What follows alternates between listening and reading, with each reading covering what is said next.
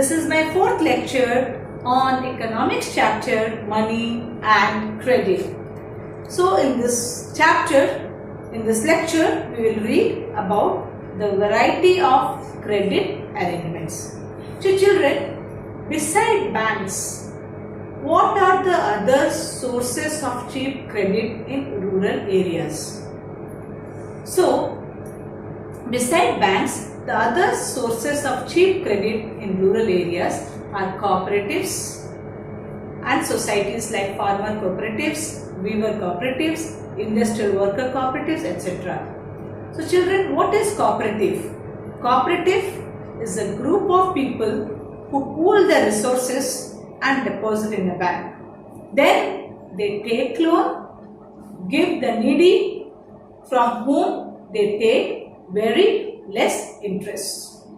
So there are two sources of credit, children. One is formal sources of credit, another is informal sources of credit.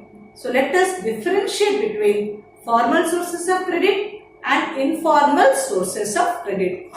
So formal sources of credit has very low rate of interest, whereas informal sources of credit has high rate of interest. The second point, under formal sources of credit, it needs collaterals and proper documents, whereas in informal sources of credit, they do not need collateral or documents. Third is, under formal sources of credit, it is difficult to receive loan, whereas under informal sources of credit, it is easy to receive loan. Example, you can say, under formal sources of credit, banks and cooperatives, whereas under informal sources of credit, the examples are money lenders, traders, friends, relatives, etc. So compared to formal lenders, most of the informal lenders charge a very high rate of interest. So the cost to the borrowers of informal loan is much higher. So we can say banks and the cooperatives therefore need to lend more, because this would lead to higher income and many people could then borrow cheaply, and cheap and affordable credit is much more essential for our country's development.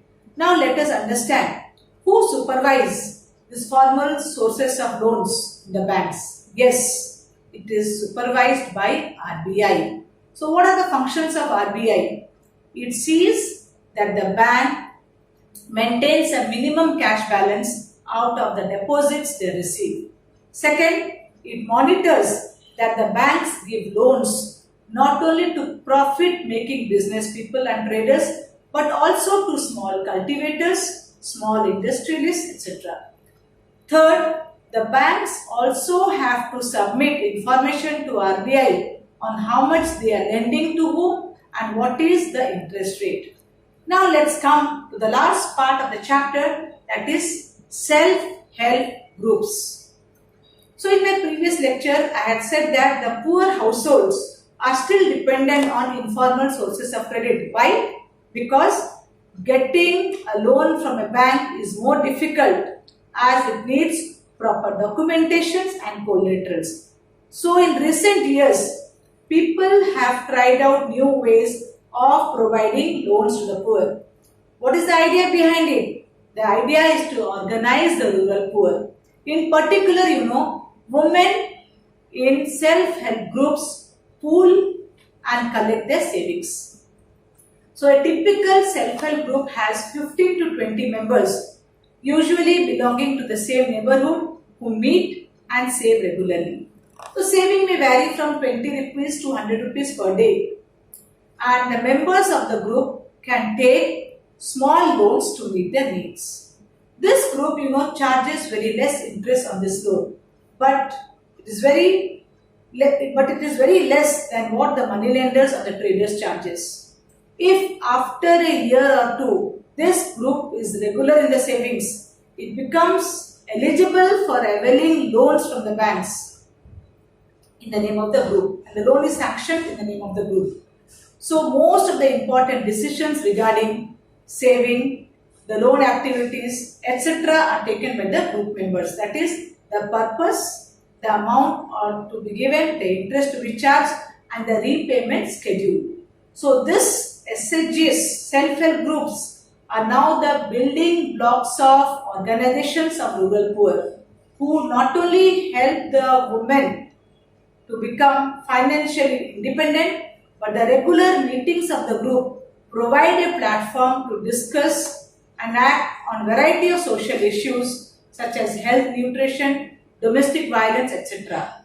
So, for example, the Grameen Bank of Bangladesh is one of the biggest success story in reaching the poor. So, this was all about the chapter. Hope the chapter was very clear to all of you. Read the NCERT books for details. Thank you and have a good day.